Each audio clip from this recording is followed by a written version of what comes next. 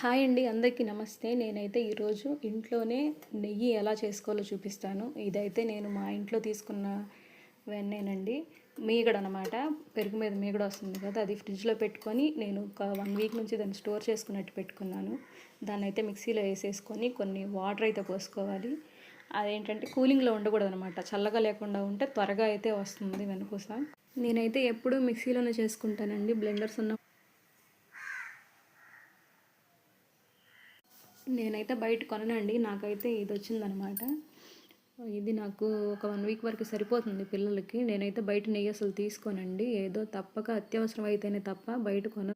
దీన్ని ఒక steel bowl వేసేసుకుంటాను. నేను ఎప్పుడు కాసినా కూడా స్టీల్ దానిలోనే కాసుకుంటాను నెయ్యిని.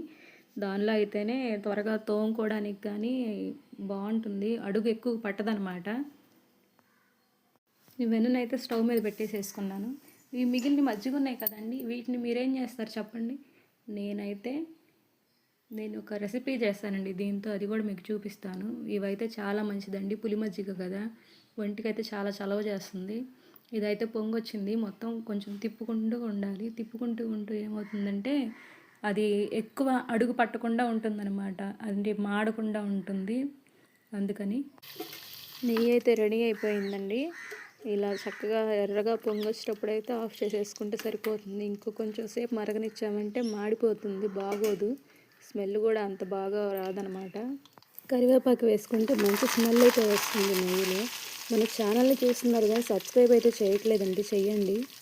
నేనైతే ఈ గ్లాస్లో పోసాను, ఎందుకంటే ఒక 1 వీక్ మేకడ తీస్తే ఎంత క్వాంటిటీలో వస్తుందో మీకైతే తెలియడానికి నేను గ్లాస్లో తీసుకున్నాను.